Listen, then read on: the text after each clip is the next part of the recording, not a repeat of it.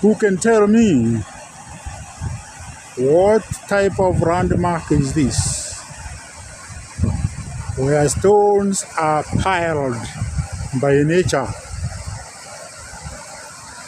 and some trees are growing on the stones.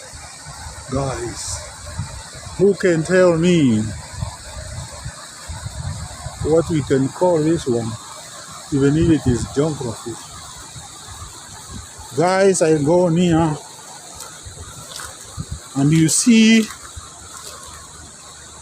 the way the stones have been arranged.